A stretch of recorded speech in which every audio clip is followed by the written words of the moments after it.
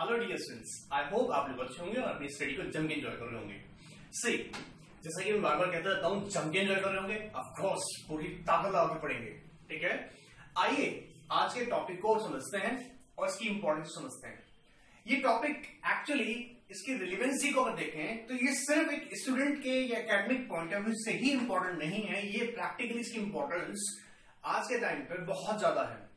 Because जो हमारी series continue चल रही है डिविडेंड के ऊपर, उसी में मैं आपसे डिस्कस करने वाला हूं कि अगर ऐसा हो, हमने सेक्शन 123 में डिस्कस किया था सोर्सेज ऑफ डिविडेंड, किस तरह से कंपनी के सोर्सेज के थ्रू कंपनी क्या करेगा, डिविडेंड पे करेगा, जो कि पूरा मेथड मैंने डिस्कस किया हुआ है इससे पहला वाला वीडियो में। इस वीडियो में हम लोग डिस्कस करेंगे कि कितने टाइम पीरियड में पे कर देना चाहिए, और अगर नहीं किया गया है या किसी भी इंसान का जो डिविडेंड उसे क्लेम करना था वो क्लेम नहीं कर पाया एक सर्टेन टाइम पीरियड के अंदर, तो उसका ट्रीटमेंट क्या होगा। याद देखिएगा, यहीं पे एक इंपॉर्टेंट बात आता है।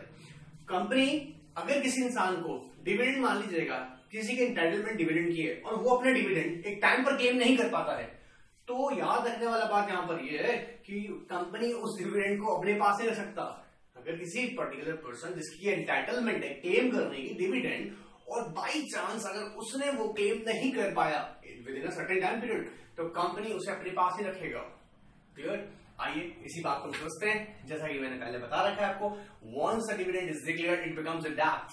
क्या सर? हाँ, once a dividend is declared it becomes a debt. ये डेट बन जाएगा और कंपनी की एक ऑब्लिगेशन इसे पे ऑफ करना। So as I said before, whether it's a final dividend और interim dividend, once it is declared it must be paid within a period of 30 days from the date of declaration। जिस दिन से आपने इसे declare कर दिया, और declare क्या होता है हम लोग जानते हैं, आप जानते हैं डिक्लेयर क्या होता है। फाइनल डिविडेंड डिक्लेयर होता है एजीएम में, और इंटरिम डिविडेंड डिक्लेयर होता है by the board of directors, जिसमें हमने डिस्कस किया हुआ है। याद रखिएगा, इंटरिम डिविडेंड डिक्लेयर करना या नहीं करना है ये भी बोर्ड ऑफ डायरेक्टर के हाथ में है। जैसे कि फाइनल को वो रिकमेंड करते हैं, अगर जब तक वो रिकमेंड नहीं करें तो आप जानते हैं कि शेयर होल्डर्स उसको फाइनलाइज नहीं कर सकते, उसे डिक्लेयर नहीं कर सकते हैं। तो पहला स्टेप क्या होगा, रिकमेंडेशन देन डिक्लेरेशन। अब एक क्वेश्चन और है यहां पे छोटा सा, क्या सर ऐसा हो सकता है कि डिविडेंड की डिक्लेरेशन एजीएम के बजाय ईजीएम में हो? अगर ऐसा सपोज, ध्यान से सुनेगा, हो सकता है अगर कंपनी किसी सर्टेन चांसेस की वजह से एजीएम में कंडक्ट नहीं कर पाया या एजीएम में डिक्लेयर नहीं कर पाता है क्या declaration of dividend, then it is of course possible कि वो ईजीएम में भी कर सके। याद रखिएगा, ऐसा इंडिया में कुछ कंपनीज के साथ ऐसा हुआ है जिन्होंने इसे प्रैक्टिकली किया है। Alright, now get back to the point, वापस से बात को समझते हैं। अब हम बात करते हैं यहां पर बहुत ही इंपॉर्टेंट टॉपिक की, और डियर स्टूडेंट्स ये इसलिए इंपॉर्टेंट है क्योंकि आपके क्लाइंट, या अगर देखा जाए आपके कंपनी कोई आपको नॉलेज उसको टाइम टू टाइम देना होगा जब भी कंपनी डिविडेंड डिक्लेयर करेगा। आइए समझते हैं। सेक्शन 124 के बारे में बात करने वाला हूं। सेक्शन 124 कहता है क्या होगा ट्रीटमेंट उस अमाउंट का जो कि अनपेड है। जैसा कि आपने समझा, हम समझते हैं हमें जो डिविडेंड की डिक्लेरेशन है इसकी पेमेंट या dividend must be claimed within a period of 30 days from the date of declaration. 30 दिन के पीरियड के अंदर क्या कर लेना है, तो आप ध्यान से देखेंगे। वंस जैसे ही आपने क्या किया, डिक्लेयर किया। सर डिक्लेयर करने के कितना डिक्लेयर करने के, 30 दिन के अंदर। अगर इफ एनी अमाउंट रिमेन्स, क्या करें, if any amount remains unpaid और अनक्लेम्ड, मेरे बच्चों यही याद कर लो, if any amount remains unpaid और unclaimed within a period of कितना, 30 डेज। अगर मान लीजिएगा हम कहें अनपेड और अनक्लेम्ड within 30 days, अगर 30 दिन के अंदर फ्रॉम डेट ऑफ डिक्लेरेशन, ये छोटा छोटा पॉइंट है, याद रखने का है।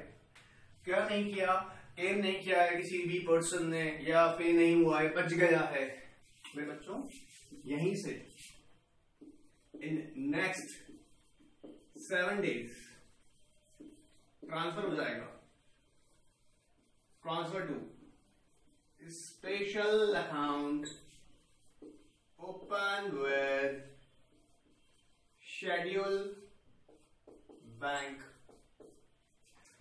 ऑफ कोर्स इसी को ट्रांसफर कर दीजिएगा शेड्यूल बैंक में। सर मतलब सिंपल सा है, 30 डेज का टाइम पीरियड था, कंपनी को उसको पहले आपको बताइए होता है एक स्पेशल अकाउंट ओपन करता है, कंपनी से ट्रांसफर करता है, ठीक है, विद इन 5 डेज, और उसकी पेमेंट हो जाती है कितने दिन में? 30 डेज के अंदर। अगर किसी ने अपने 30 डेज में या तो क्लेम नहीं किया है और अमाउंट अभी भी बच गया है उस स्पेशल अकाउंट के अंदर, तो company after the expiry of set period, कौन सा 30 दिन का पीरियड, इसके एक्सपायर होते ही नेक्स्ट 7 डेज के अंदर अंदर उसे ट्रांसफर कर देगा किस अकाउंट में? एक स्पेशल अकाउंट में। सर इस स्पेशल अकाउंट का नाम क्या होगा? इसे बोलेंगे अनपेड। बहुत सिंपल है। अनपेड क्या करना नहीं है? डिविडेंड। Unpaid dividend account. इस अकाउंट को ओपन कर लीजिएगा। प्रैक्टिकली मैंने ऑब्जर्व किया है बहुत सारा कंपनी जो शेड्यूल बैंक यहां बोल रहा हूं अक्सर वो रेफर करती है एसबीआई को। वैसे बहुत भी है, बैंक ऑफ बड़ौदा भी है, बैंक ऑफ इंडिया है, bank of Maharashtra, the number of banks, ठीक है, कैमरो banks, the number of banks जो शेड्यूल कैटेगरी में आते हैं। आपकी नॉलेज के लिए बात बता दें, schedule bank actually section 42 of RBI act 1934 decide करता है। तो जो शेड्यूल बैंक के जो क्राइटेरियाज है वो एक्चुअली सेक्शन 42 में है। कभी अगर फेमा वो ईसीबीएल आपको पढ़ाएंगे तो आगे में समझाएंगे, ठीक है। तो वहां हमने डिस्कस किया हुआ है कि सेक्शन 42 ने रेफर किया हुआ शेड्यूल बैंक्स कौन होते हैं। एनीवेज, तो कंपनी को क्या करना होगा? शेड्यूल बैंक के साथ एक अकाउंट ओपन करना होगा, ठीक है। उस अकाउंट का नाम क्या होगा? Unpaid dividend account. सिंपल है, अनपेड डिविडेंड अकाउंट। उस अकाउंट में आफ्टर एक्सपायरी ऑफ 3 डेज, मतलब 30 दिन के अंदर क्लेम कर लिया, नहीं कर पाया तो फिर कंपनी उठा के उसे ट्रांसफर कर देगा अनपेड डिविडेंड अकाउंट में, which must be open with the schedule bank. Clear एकदम ना? अब क्वेश्चन राइज होता है कि सर इसको हमने ट्रांसफर कर दिया, किसने? कंपनी ने। अब ध्यान से सुनिएगा, यहीं पर कंपनी का दूसरा टास्क है। पहला टास्क तो ये था, दूसरा टास्क कंपनी को एक डिटेल स्टेटमेंट रेडी करना है। कहते हैं डिटेल स्टेटमेंट। डिटेल स्टेटमेंट कितना दिन में? डिटेल स्टेटमेंट क्या लिखा होगा? पहले समझते हैं डिटेल स्टेटमेंट क्या लिखा होगा। नेम ऑफ पर्सन, जिनको नहीं मिला है उनका लास्ट एड्रेस क्या है कंपनी के पास में, ठीक है, और amount unpaid on each person, कितना लोगों को नहीं मिला है, इसका डिटेल स्टेटमेंट रेडी करना है। कितने दिन में? With in 90 days. Sir 90 days कैसे काउंट करेंगे? जिस दिन से आपने ट्रांसफर कर दिया है, तो from the date of transfer to special account known as unpaid dividend account, वहां से 90 डेज के अंदर एक डिटेल स्टेटमेंट कंपनी रेडी करेगा। याद रखिए, इंपॉर्टेंट है। इस डिटेल स्टेटमेंट को रेडी करने के बाद में कंपनी को इसे अपलोड करना होगा कंपनी की वेबसाइट पर, और या फिर साथ साथ यहाँ पे एक और बात है, कंपनी का वेबसाइट पे प्लस सेंट्रल गवर्नमेंट इसके लिए कोई स्पेसिफिक वेबसाइट बता सकता है। मैंने कई बार ऑब्जर्व किया, इसके लिए सेंट्रल गवर्नमेंट अवेयरनेस प्रोग्राम करता है और कंट्री में बार बार लोगों को बताता है कि वो अपना अनपेड डिविडेंड अकाउंट या अनक्लेम डिविडेंड जो है वो क्लेम कर सकते हैं। पास सुना आ रहा है? तो वेबसाइट जो बताएगी अब तो सेंट्रल गवर्नमेंट आपको रेफर कर सकता है, बाकी कंपनी को अपना वेबसाइट पे करना ही करना है। क्लियर है? क्या करना है? डिटेल रेडी कर लेनी है कि भाई इतना लोगों का भी डिविडेंड पे नहीं हुआ है, ये लोगों की एंटाइटलमेंट है और भाई ये लोग क्लेम कर सकते हैं। सिंपल। इसका मतलब ये नहीं होता है कि अगर 30 डेज में नहीं किया है आपने क्लेम तो उसके बाद मिलेगा नहीं डिविडेंड, आपको मिलेगा, बस फर्क इतना सा है वो कंपनी अपने पास नहीं रख सकता किसी हाल में। क्लियर? अब देख के सोचेगा, अगर कंपनी ने with in 30 days after expiry of 30 days अगर कंपनी इसे ट्रांसफर नहीं करता, कहां पर? स्पेशल अकाउंट में, ठीक है, पता है आपको 12% पर एनम का पेनल्टी लग जाएगा। मतलब उस अमाउंट पे जितना भी अनक्लेम था ना या अनपेड था, उस अमाउंट पर कंपनी को 12% का पेनल्टी पे करना पड़ेगा। 12% क्या है? इंटरेस्ट। 12% इंटरेस्ट पे करना पड़ जाएगा जो भी अमाउंट अनपेड है। क्लियर है एकदम? ये इसलिए कह रहे हैं क्योंकि कंपनी का हक नहीं है, वो पैसा कंपनी का नहीं है। क्लियर? ऑलराइट, तो ये हमने समझा कि अपने एक्सपायर को जैसे 30 डेज एक्सपायर हो गए उसके बाद में आपने उसे एक स्पेशल अकाउंट में ट्रांसफर कर दिया विद इन 7 डेज, और इन फॉर द 90 डेज मतलब after expiry 30 days after transfer इन स्पेशल अकाउंट्स। अब कंपनी के पास 90 डेज का समय है, उस 90 डेज के टाइम पीरियड के अंदर उन्हें डिटेल स्टेटमेंट रेडी करना है और वो कंपनी का वेबसाइट पे plus as the central government specify the websites on those websites as specified और ordered by the central government. Clear? अब सर क्या होगा यहाँ पर? बहुत सिंपल सी बात है, देखो अब यहाँ पे जो अमाउंट है ना, यहाँ का अमाउंट जो है ये 7 ईयर तक रहेगा। मतलब अब सपोज हमने अनपेड डिविडेंड अकाउंट में पैसा ट्रांसफर किया हुआ है, क्या सर मैं अभी भी शेयर होल्डर हूं और मेरी एंटाइटलमेंट थी, क्या मैं अभी भी अप्लाई कर सकता हूं? Of course sir, actually share holder है वो एक्सपायर हो गया, लेकिन उसका नॉमिनी ऑफ कोर्स अप्लाई कर सकता है। जिसकी लीगल एंटाइटलमेंट है ना वो कभी भी जाके अप्लाई कर सकता है। बस फर्क इतना सा है, जब तक ये अनपेड डिविडेंड अकाउंट में पैसा है ना, वो कंपनी को अप्रोच करता है, और ये अनपेड डिविडेंड अकाउंट में जो पैसा है ना, यहां पर रहता है for 7 years from the date of transfer। Unpaid dividend account में जो पैसा रहता है वो रहता है for 7 years। and if suppose if any amount remains unpaid or unclaimed for a continuous period of 7 years, लगातार 7 साल से अभी किसी ने आगे क्लेम नहीं किया, थोड़ा बहुत क्लेम कर लिया, फिर भी पैसा बच गया, तो याद रखिएगा, after the expiry of 7 years, such amount must be transferred to Investor Education Protection Fund। नाम सुना होगा आप लोगों ने। इसी अमाउंट को जहां पर बच गया है तो इसी को ट्रांसफर कर देगा कहां पर, इन्वेस्टर एजुकेशन प्रोटेक्शन फंड में। इन्वेस्टर एजुकेशन प्रोटेक्शन फंड नाम सुना होगा। Basically investor education protection fund जब मैं बात कर रहा हूं तो यहां पर बात की जा रही है ऐसा फंड जिसको सेंट्रल गवर्नमेंट ने बाय नोटिफिकेशन स्टैब्लिश किया है, सेक्शन 125 से सेक्शन 1 अभी डिस्कस करते हैं। तो यहां बात पकड़ना है आप लोगों को, हमने क्या कहा, इसी अमाउंट को, अनपेड डिविडेंड अकाउंट को, after the expiry of 7 years, if any amount remains or unpaid or unclaimed, then must be transferred to Investor Education Protection Fund। must be transferred to Investor Education Protection Fund। Clear है? सो फर्क इतना ज्यादा है, after 7 years, after expiry of 7 years, अब आपको company की तरफ नहीं जाना है, आपको जाना पड़ेगा कहां, इन्वेस्टर एजुकेशन प्रोटेक्शन फंड।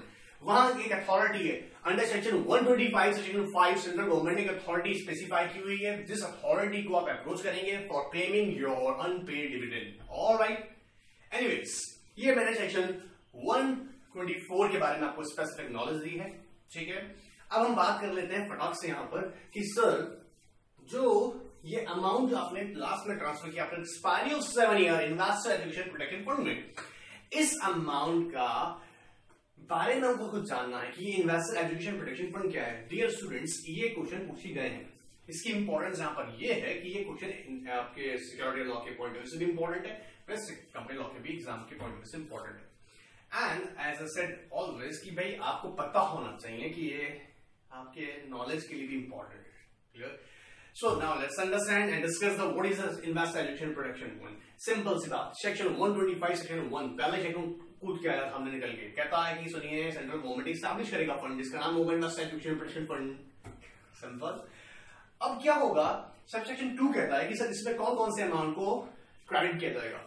आप भी याद करते हैं, अभी देखो जनरली हम कह रहे हैं, देखो आप प्लीज पकड़ लेना, grant receive from central government, grants receive from central government, grants, donation from central government और स्टेट गवर्नमेंट, कंपनी और इंस्टीट्यूशन, कोई भी कंपनी है, इंस्टीट्यूशंस हैं, सेंट्रल गवर्नमेंट स्टेट गवर्नमेंट से ये डोनेशन दे सकती है, किसमें, such amount shall be credited, मतलब ये अमाउंट क्रेडिट किया जा सकता है कहां पर, इन्वेस्टर एजुकेशन प्रोटेक्शन फंड। लोगों के, इन्वेस्टर के एजुकेशन के लिए, उनकी प्रोटेक्शन के लिए, उनकी अवेयरनेस के लिए ये एक फंड क्रिएट किया गया है, ठीक है।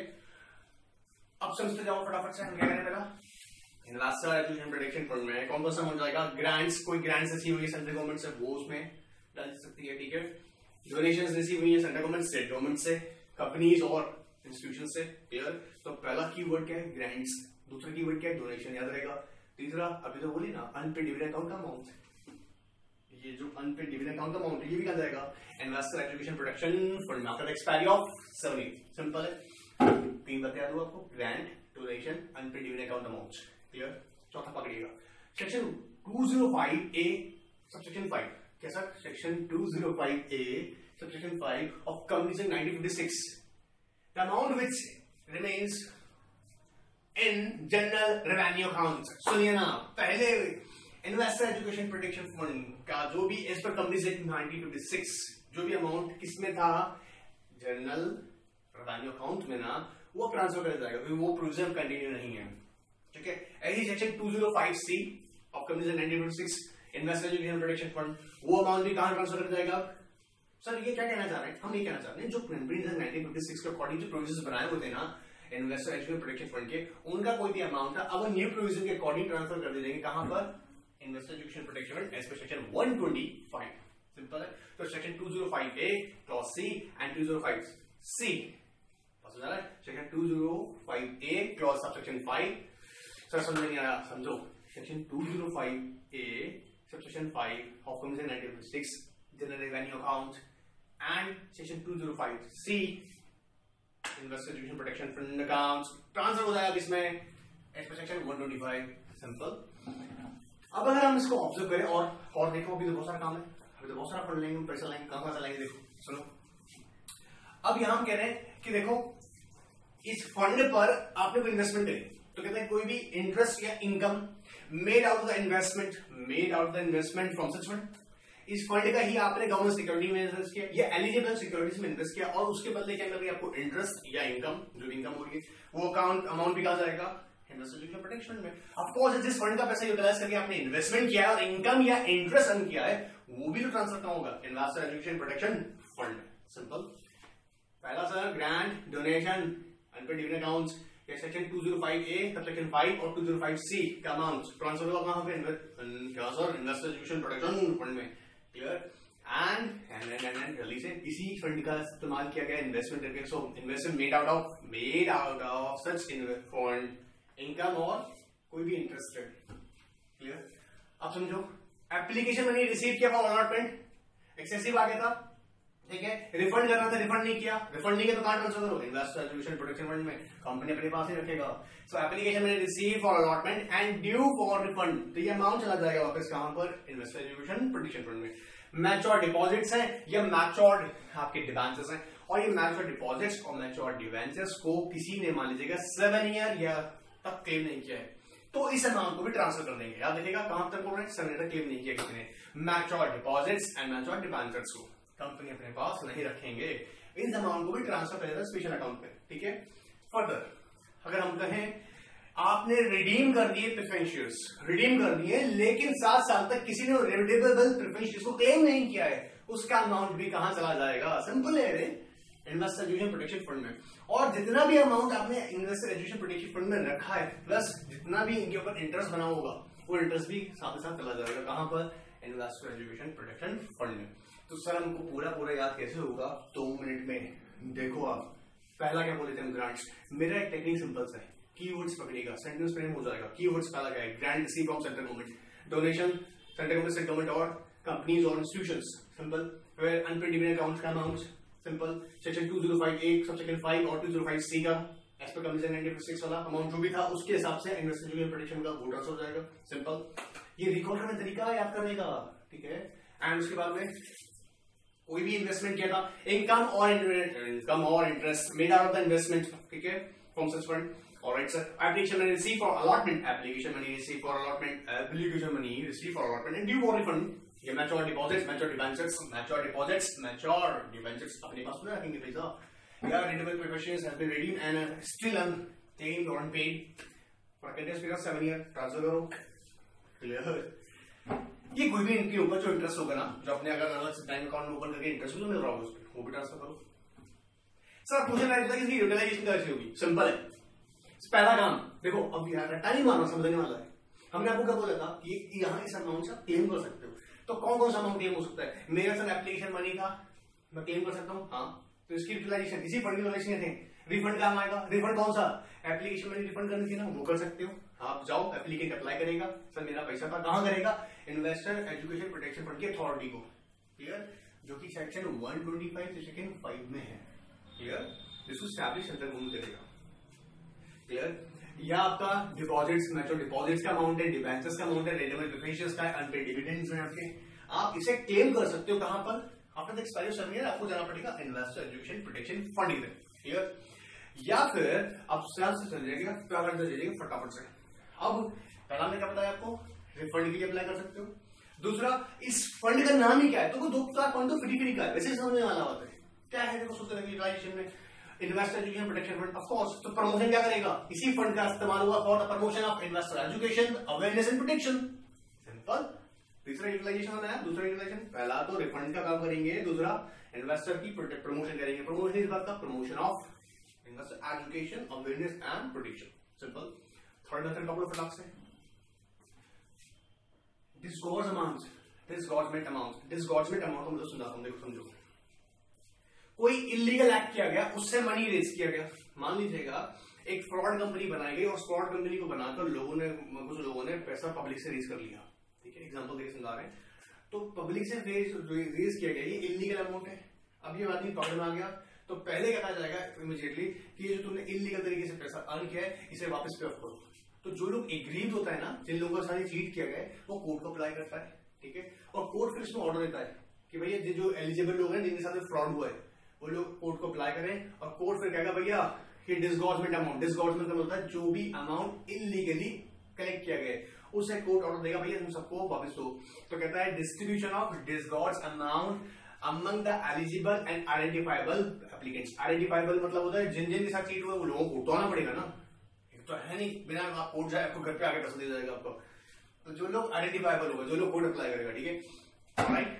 तो चौथा तीसरा काम के लिए पकड़ा आया, पहला रिफंड, दूसरा इन्वेस्टर का एजुकेशन का प्रमोशन करेंगे, ठीक है, प्रोटेक्शन अवेयरनेस, एंड तीसरा distribution of disgorge amount among eligible and identifiable applicants. Clear. Fourth reimbursement of legal charges. कैसा? हाँ लीगल, समझो लीगल प्रोसीडिंग्स हुई थी उसका खर्चा भी इसी फंड से इस्तेमाल किया जाएगा। सो लीगल, हाँ क्लास सूट होते हैं, क्लास सूट सेक्शन 245 पढ़ाएंगे, अगर पढ़ा है अच्छी बात है, नहीं पढ़ा है तो बता देंगे, ठीक है। उसमें अगर कोर्ट में जो है एनसीएलटी में जो केस चल रहे हैं उसकी जो किसके लिए सर, क्लास सेक्शंस मेंबर के लिए, ठीक है, डिबेंचर होल्डर्स के लिए, उसके जो लीगल जो सूट्स के एक्सपेंसेस होंगे, ठीक है, लीगल चार्ज होंगे, वो भी रिवर्स करने का काम आएगा सेक्शन से। ऑलराइट, सिंपल एकदम, आई होप एकदम पकड़ मारा है आपको। अरे इंटेलिजेंट लोग हो यार, एक बार ध्यान सुना करो, आपको याद हो जाएगा, ठीक है। एक बार ध्यान सुनो, उसके बाद आके अपने बुक को पढ़ो, बीच बीच में मत देखो बुक, नहीं तो याद नहीं होगा, कंफ्यूजन होगा। डबल काम नहीं करना आपको, एक बार आप सुन लीजिएगा पूरा ध्यान से, उसके बाद आके अपने नोट्स उठाइए, जो मैं कीवर्ड्स बोल रहा हूँ हाईलाइट कर दीजिएगा। आई गारंटी आपको याद हो चुका होगा और समझ भी आ चुका होगा। एनीवेज नाउ अब मैं लास्ट सेक्शन, छोटा सेक्शन है, क्लास से लेके जाओ सेक्शन 126, ठीक है 126। मैं इसका एग्जांपल ये समझाऊंगा ताकि आपको कभी नहीं भूलें। मैं आपसे कहूं, मान लीजिएगा आपके पास कुछ शेयर है एक कंपनी के, एक्सवाइजेड लिमिटेड के आपके पास शेयर्स है, और उस एक्सवाइजेड लिमिटेड के शेयर्स आपने अपने फ्रेंड को ट्रांसफर कर दिया, आपने अपने फ्रेंड को ट्रांसफर कर दिया। अब वो लेकिन कंपनी, मैंने पहले बता रखा आप लोगों, कंपनी के रिकॉर्ड में तो आपका अभी भी नाम है सर, कंपनी का रिकॉर्ड, हाँ जी रजिस्टर ऑफ मेंबर में, रजिस्टर ऑफ मेंबर में अभी भी आप ही का नाम है। बात पड़ी मजेदार है, आपने शेयर किसी और को ट्रांसफर कर दिया, वो आपका फ्रेंड है।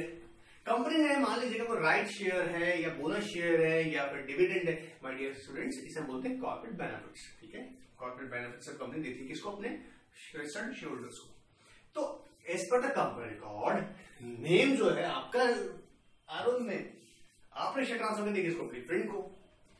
अब क्वेश्चन ये राइज होता है कि सर हमने ट्रांसफर कर दिया तो मेरी एंटाइटलमेंट, क्योंकि समझो एक्चुअली देखा जाए इसका क्या होता है, जब ट्रांसफरर एंड ट्रांसफरी एक ट्रांसफर डीड एग्जीक्यूट करते हैं ना, शेयर ट्रांसफर डीड एग्जीक्यूट करेंगे, शेयर कैसी मूवेबल प्रॉपर्टी, अब इसको अपने राइट्स दे रहा है, तो जब ये एग्जीक्यूट करेंगे ना तो उसी में ट्रांसफर लिख देता है कि भाई सारे राइट्स तुम्हारे होंगे, तो दोनों में एग्रीमेंट हो गया, ठीक है। अब ट्रांसफरी ये डीड तो लेके घूम रहा है हाथ में, लेकिन कंपनी के रिकॉर्ड के हिसाब से तो ट्रांसफर का नाम है आरओएम में। तो सेक्शन 126 ने एक बहुत बढ़िया प्रोविजन दिया है, उसने कहा कि जो आपका जो राइट बनता है डिविडेंड का, राइट शेयर का, बोनस शेयर का, इसे अबेंस में रखा जाएगा अंडर कहां पर, अब इसी ट्रीटमेंट को समझो, अनपेड डिविडेंड अकाउंट के अंदर ट्रीटमेंट हो रहा है इसका कैसे। तो मैं क्या करूंगा, ट्रांसफरर अपनी कंपनी को ये इंस्ट्रक्शन राइटिंग दूंगा कि मेरा शेयर, मैंने ये सर्टेन नंबर ऑफ शेयर्स या कंप्लीट शेयर के कुछ शेयर या सारा शेयर्स इस पर्टिकुलर पर्सन, इस ट्रांसफरी को शेयर ट्रांसफर कर दिया है, और इससे जो भी इसके एंटाइटलमेंट है रिलेटेड टू बोनस शेयर या राइट शेयर या डिविडेंड, अब वो मेरे को नहीं इसको ट्रांसफर कर दीजिएगा। तो याद है इसमें इंपॉर्टेंट क्या है, ये छोटी सी अप्लाइड क्वेश्चन बन सकती है कि जब तक ट्रांसफरर याद रखिए, ट्रांसफरर कौन होता है, जो शेयर दे रहा है, सेलर, ठीक है। तो ट्रांसफरर जब तक कंपनी को राइटिंग इंटीमेट नहीं करेगा ना, तब तक वो जितना भी एंटाइटलमेंट है, जो भी कॉर्पोरेट बेनिफिट्स है, उसे कंपनी एबेंस में रख लेगा। एबेंस का मतलब सिंपल होता है पेंडिंग, अभी पेमेंट के लिए रोक रखा है, ठीक है। और जैसे ही ट्रांसफरर ने हैंड राइटिंग इंटीमेट कर दिया कंपनी को कि भाई ये एंटाइटलमेंट मेरी नहीं, अब उसको दे दीजिएगा, मैंने अपने शेयर्स उसे बेच दिए, तब ही कंपनी उसको देगा। अदरवाइज वो अमाउंट वहां कहीं नहीं जाएगा, वन पे डिविडेंड अकाउंट में बैठा रहेगा। इसे बोलते हैं अबेंस, इन अबेंस, सिंपल है। सेक्शन 126 में इतनी बात बताइएगा, बस इसमें खास बात याद रखिएगा कि जब तक कंपनी पे नहीं करेगा तब तक ही ट्रांसफरर इसके लिए स्पेसिफिकली इंटीमेट ना कर दे कंपनी को। कैसे, इन राइटिंग। एनीवेज यहां तक सेशन मैंने आपको 124, 125 और 126 के बारे में थोड़ी सी नॉलेज दी। डियर स्टूडेंट्स, मेरी बात तो सुनिएगा, मैं बार बार आप लोगों से कह रहा हूँ, कॉर्पोरेट वर्ल्ड के अंदर आप लोगों का एनुअल रिटर्न में बहुत इंपॉर्टेंट रोल है।